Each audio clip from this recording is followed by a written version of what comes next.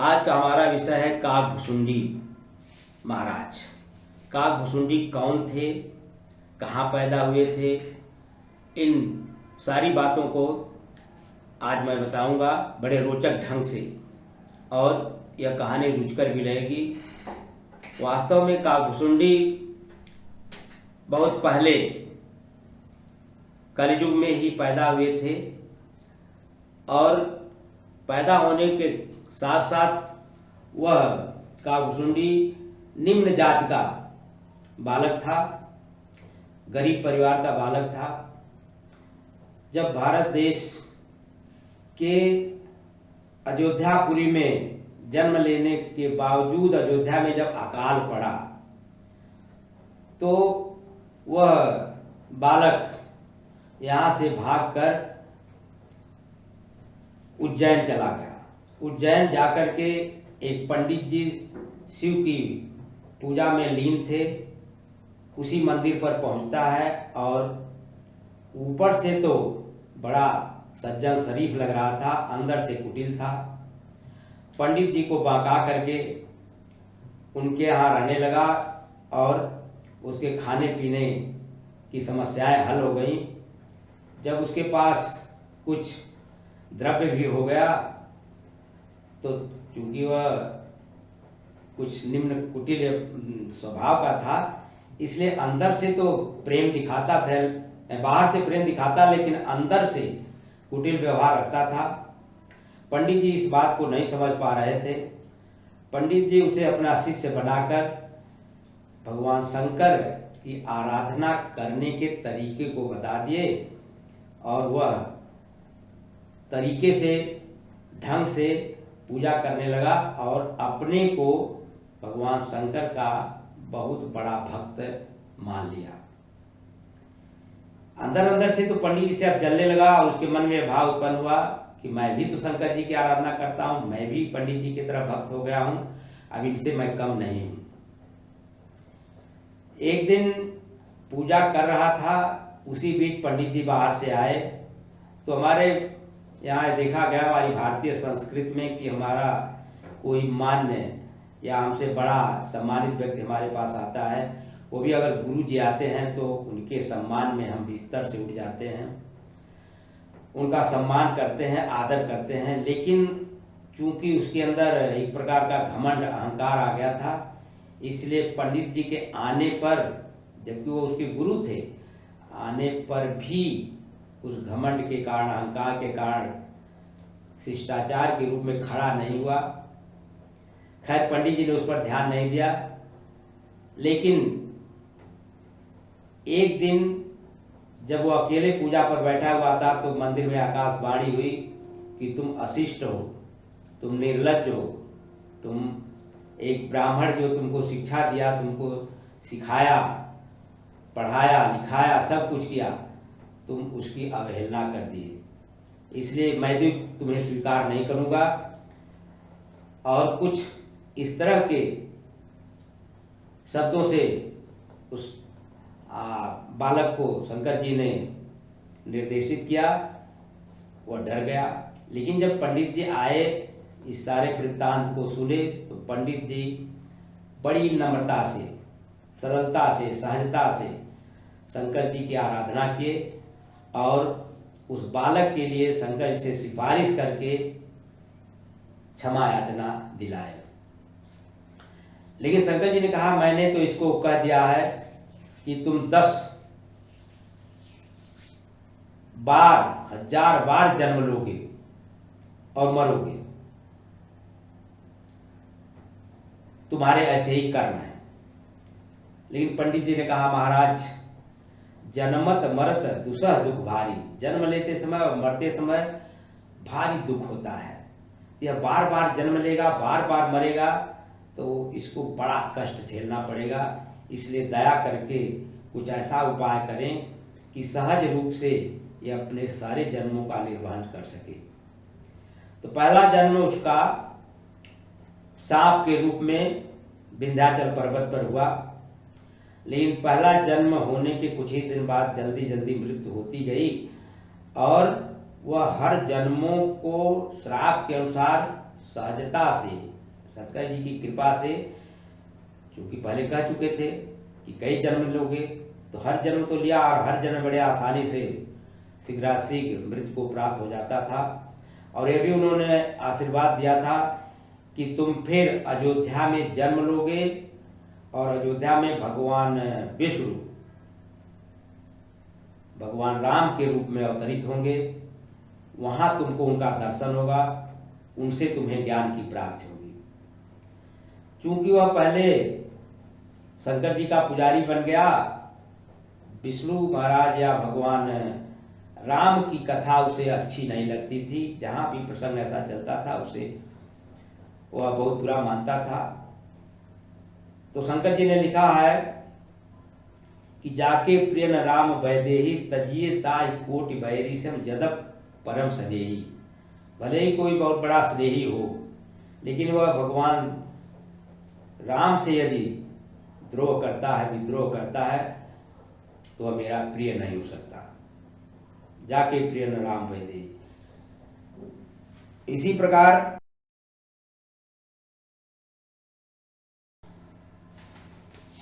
भगवान राम ने भी कहा है कि शिव द्रोही मम दास कहावे, सो नर सपने मोह पावे। जो शंकर जी से बैर रखता है वह मुझे स्वप्न में भी नहीं प्राप्त कर सकता है। तो उस बालक में यही कमी थी, लेकिन बाद में आशीर्वाद पाने के बाद जब अयोध्या में पैदा हुआ और भगवान राम यहाँ उसके बाद पैदा हुए बाल्यावस्था में थे, तो उस समय भगवान शिव द्वारा जो उसको श्राप मिला था कि कई जन्मों यदि कई बार तुम जन्म लोगे और मरोगे, और बहुत जल्दी हर चीज में करते हो, बहुत घबराए से रहते हो, जाओ तुम्हारा स्वभाव कौवे जैसा है, कौवे का रूप, जब चाहोगे तुम कौवे रूप में हो जाओगे, जब चाहोगे मृत्यु पा सकते हो, यह सारी अपनी इच्छा अनुसार क्रियाएं कर सकते हो। तो इच्छा अनुसार वह बाल्यावस्था में कौवे का रूप धारण करके सवेरे सवेरे प्रातः काल भगवान राम के यहाँ पहुंच जाता था। दशरथ के आंगन में भगवान राम यदि घुटनों के बल घूमते रहते, खेलते रहते थे, वहां जाकर उनके साथ वह खेलता था और उनके हाथ से रोटी तक छीन लेता था। और जो रोटी छीन कर खा जाता था तो उसके मन में भ्रम पैदा हो गया कि अरे विष्णु के अवतार कहे जाते हैं, ये कौन से राम हैं कि मैं इनके हाथ से रोटी खींच के खा जा रहा हूं और अपनी रोटी नहीं बचा पा रहे हैं। जब ऐसा उसके मन में भाव उठता रहा तो एक दिन जब ही वह रोटी खींच के भागना चाहा, भगवान राम का हाथ ऐसे उठा तो कौवे के रूप में जो का घुसुंडी था वह डर गया, भयभीत हो गया कि मुझे अब यह पकड़ लेंगे। वह तीनों लोकों में भागता रहा। जब भी वह पीछे मुड़कर देखता था तो लगता था मेरे पीछे हाथ चला आ रहा है। वह संज्ञा शून्य सा हो गया, अचेतावस्था जैसे हो गया, और उसी संज्ञा शून्य में उसको पता ही नहीं चला कि मैं कहाँ हूँ। और उसने संज्ञा शून्यावस्था में ही देखा कि मैं कितनी बार जन्म ले रहा हूँ और मुझे भगवान राम, विष्णु वगैरह सब के क्रियाकलाप दिखाई दे रहे हैं। कहने का तात्पर्य कि उसी बीच उससे अज्ञानता के रूप में रहते हुए ही सारे ज्ञान की प्राप्ति हो गई, ईश्वरीय ज्ञान हो गया। और भगवान राम द्वारा उसे वरदान भी मिल गया कि तुम मेरे परम भक्त हो और तुम यहाँ से जाने के बाद मानसरोवर के किनारे तुम्हारा निवास स्थान होगा और वहीं सभी लोगों को ज्ञान प्रदान करते रहना, जगत का कल्याण करना। और जब वह अज्ञानता उसकी दूर हुई, या कहिए संज्ञा शून्य जो था वह अचेत था, और जब चेतना अवस्था में आया तो देख रहा कि मैं फिर उसी राजा दशरथ के आंगन में बालक राम के साथ खेल रहा हूँ। बड़े आश्चर्य में पड़ा और ईश्वर का ज्ञान उसे हो ही गया था। फिर राजा दशरथ के यहाँ जो भी कार्यक्रम चलते रहे उसमें राम बहुत दिन तक यहाँ रहे, लेकिन काकभुसुंडी को चूंकि आशीर्वाद राम द्वारा मिल गया था, इसलिए वह मानसरोवर, हिमालय पर्वत के मानसरोवर के किनारे जा करके निवास स्थान बना लिया और वहाँ काकभुसुंडी कौवे के रूप में रहने लगा। इधर भगवान राम और रावण का जब युद्ध चल रहा था तो रावण ने राम को नागपाश के बंधन में बांध दिया। अब देवताओं को बड़ी परेशानी सी मालूम हुई कि अब यह नागपाश से भगवान राम मुक्त कैसे होंगे।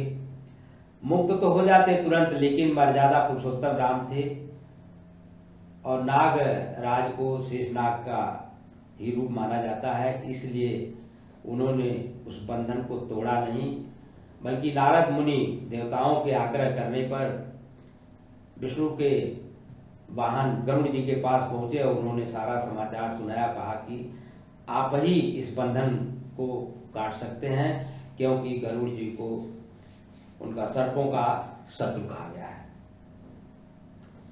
गरुड़ जी आए और नागपाश को काट करके भगवान राम को मुक्त कर दिए। मुक्त करने के बाद भले ही वह उनके वाहन थे, लेकिन जीव ही तो थे, उनके मन में भी यह शंका ऊपर भ्रम हो गया कि यह कौन से राम हैं। भगवान विष्णु के अवतार राम हैं, अगर वो राम हैं तो ये नागपाश में बंध गए और मैं उनको छुड़ाया। ऐसा भ्रम हो गया कि ये कौन से राम हैं जिनको मेरे जैसा बंधन काट के मुक्त कर रहा है, ये बंधे पड़े हैं।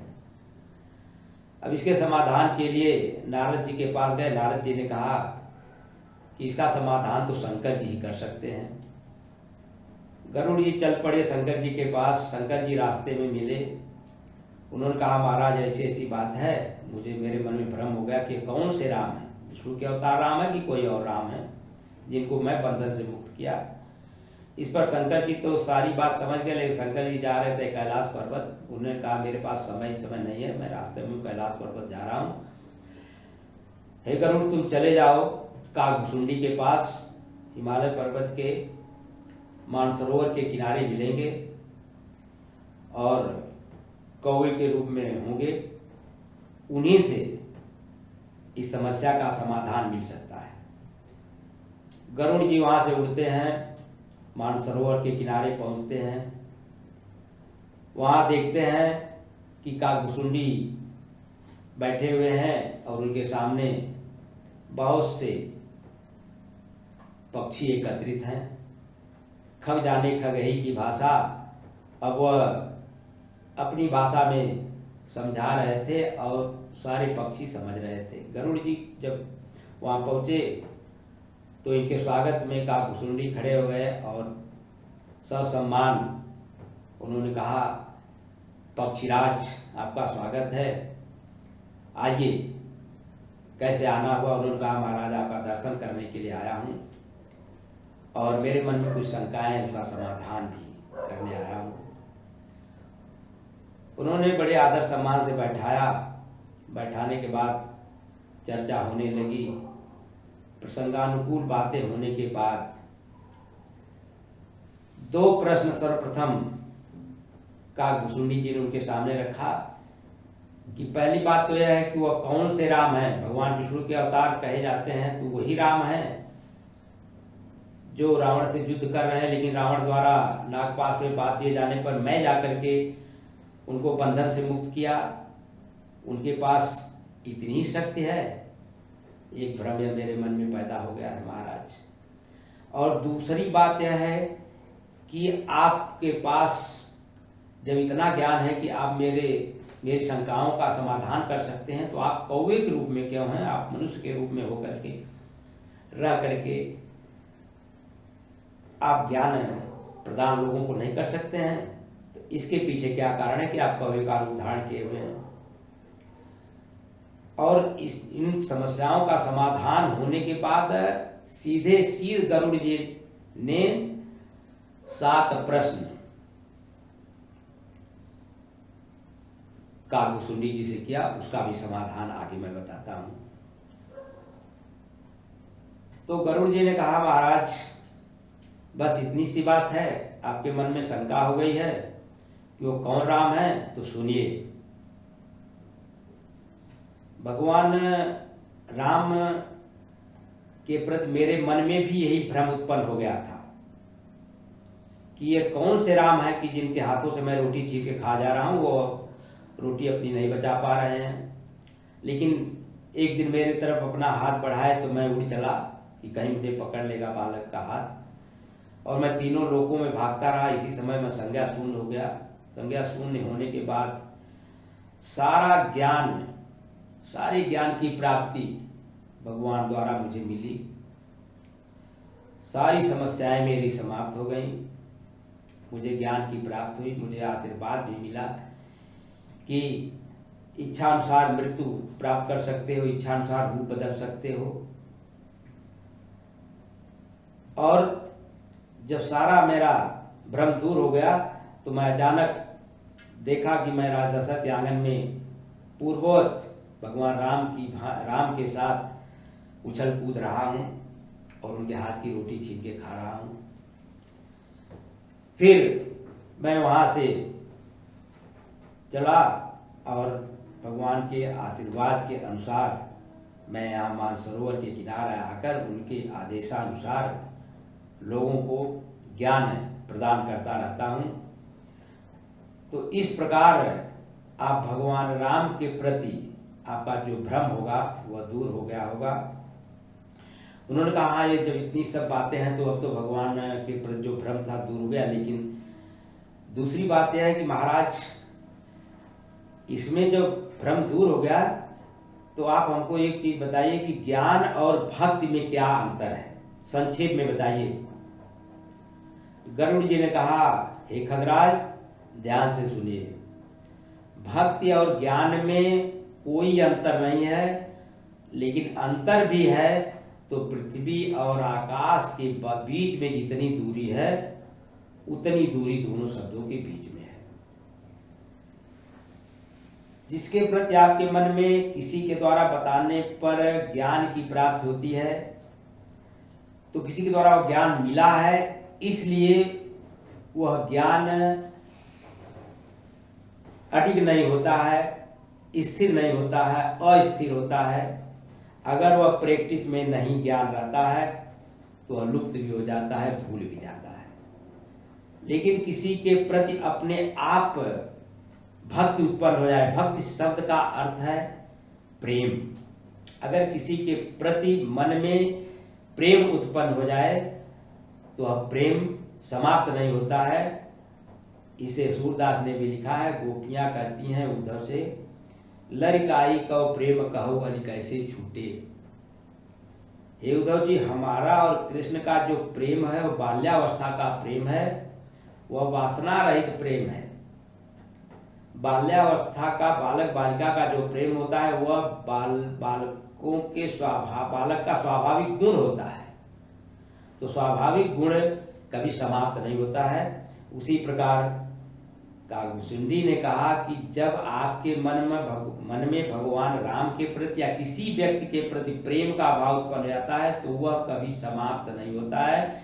और किसी को ज्ञान दिया जाता है, किसी भी बात का ज्ञान दिया जाता है, ज्ञान भूल भी जाते हैं लोग। अगर किसी को कहा दिया है कि आपके गुरु जो हैं इनका सम्मान करना चाहिए, तो आपके मन में जब तक यह भाव रहेगा कि हमारे गुरु जी हैं, हमको कोई बताया है, तो आप उनका मान सम्मान करेंगे। लेकिन यदि गुरु जी के प्रति वास्तविक प्रेम जागृत हो जाएगा तो गुरु जी को देखते ही अपने आप बिस्तर से उठ जाएंगे उनके सम्मान में। इसलिए दोनों में अंतर है। उसके बाद उन्होंने प्रश्न रखा कि ठीक है, अगर ज्ञान और भक्ति में अंतर है ये भी मालूम हुआ, और बहुत अंतर ये भी मालूम हुआ, कुछ भी अंतर नहीं है ये भी मालूम हुआ।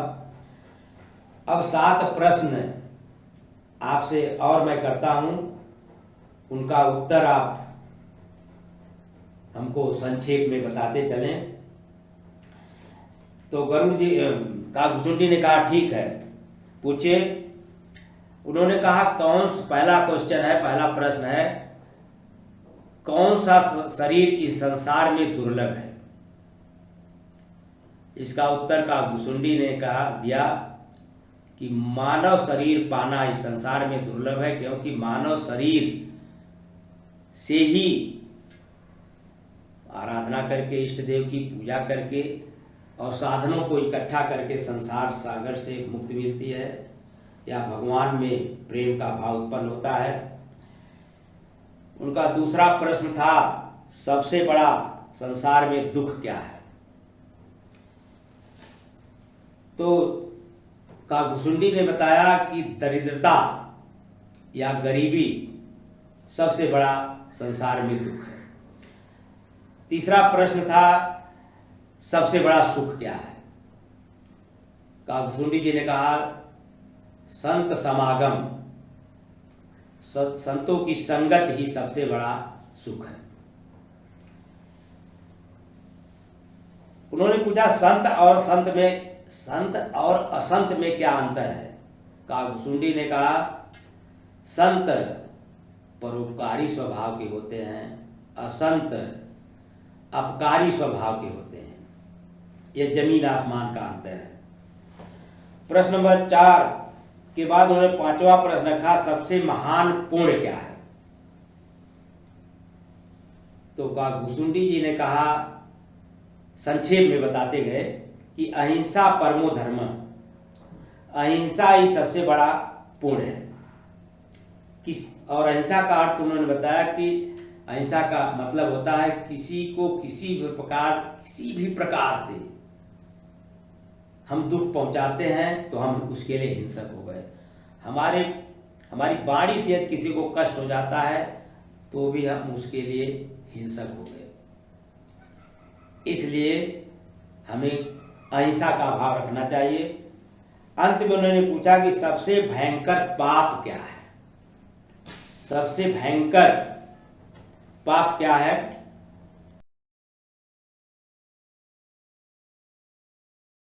पर निंदा भयंकर पाप है। जो दूसरों की निंदा करते रहते हैं वो बहुत बड़ा पापी होते हैं। उन्होंने भी बताया कि निंदक 2 प्रकार के होते हैं। एक तो ईर्ष्या द्वेष के वशीभूत होकर के निंदा करते हैं, और दूसरे ऐसे निंदक होते हैं जो स्वाभाविक निंदक होते हैं। उनका गुण ही होता है, जिसे अवगुण कहेंगे, दूसरों की निंदा करना। जब तक वो निंदा नहीं कर लेते हैं तब तक उनके खाए हुए अन्न तक अच्छी प्रकार से पचते नहीं हैं। तो उनका स्वभाव ही ऐसा होता है निंदा करना। लेकिन एक निंदक और होता है जिसके लिए लिखा गया है कि निंदक नियरे राखिए आंगन कुटी छवाए, बिन साबुन बिन तेल के निर्मल करे स्वभाव। ऐसा निंदक भी होना चाहिए और वह लाभदायक होता है। लेकिन वह निंदक मित्रों व्यवहार करता है तो अपने मित्र के अंदर अगर कोई कमी है तो उस कमी को यदि वह निंदा के रूप में बतला देता है तो उस कमी से उसका मित्र बच जाता है। तो ऐसे निंदक के लिए कहा गया है कि वह निंदक अच्छा होता है जो हमारे अवगुणों को देख करके हमें उससे बचने के लिए प्रेरित करता है। तो ये तो लाभदायक होता है, यह पाप के अंतर्गत नहीं आता है। लेकिन जो ईर्ष्या द्वेष और आदतन लोगों की निंदा करते हैं वे घोर पापी होते हैं, बड़े भयंकर पाप करते हैं। उन्होंने कहा कि मानस रोग क्या है? तो काकभुसुंडी ने कहा कि लोभ मोह के कारण जो भी विकार मन में उत्पन्न होते हैं वह सब मानस रोग हैं। मानस रोग के अंदर क्रोध, लोभ, अहंकार ये सब आते हैं, जो आगे चल करके कफ, पित्त और वात का रूप धारण कर लेते हैं। ये तीनों भाई के रूप में हैं, जो हमेशा मनुष्य के जीवन में दुख ही दुख देते रहते हैं। इस प्रकार से काकभुशुंडी जी के द्वारा गरुड़ जी को सारा वृत्तांत मालूम हुआ। तो उन वृत्तांत को सुनने के बाद जब संतुष्ट हो गए गरुड़ जी, तो क्षमा याचना करके, आभार प्रकट करके वैकुंठपुरी को चल दिए। यही ये कथा समाप्त होती है। और फिर अगर इसमें कोई कमी रह गई हो तो उसके लिए हमको इंगित करने की कोशिश जरूर करिएगा, उसका समाधान किया जाएगा। बहुत बहुत धन्यवाद।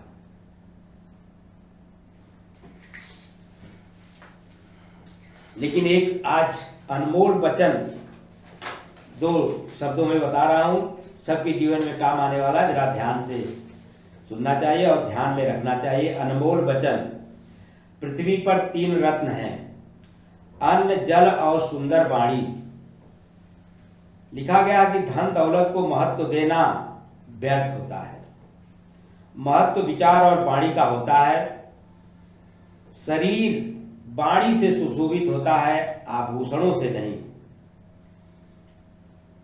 इसीलिए कहा गया है कि बातें हाथी पाइए, बातें हाथी लाभ। अच्छी बात करेंगे तो हाथी पाने का तात्पर्य है सम्मान आपको मिलेगा, और यदि अच्छी बात नहीं करेंगे, कुटिल बात करेंगे तो हाथी पांव पाने का मतलब है कि अपमानित होंगे, सम्मान नहीं मिलेगा। इसीलिए कहा कि बातें हाथी पाइए, बातें हाथी पांव। तो वाणी ही सब कुछ है। अन्न जल तो रत्न नहीं है, इनके साथ है सुंदर वाणी, मनुष्य के लिए अत्यंत लाभकारी होती है। इस पर हमें अवश्य ध्यान देना चाहिए। धन्यवाद।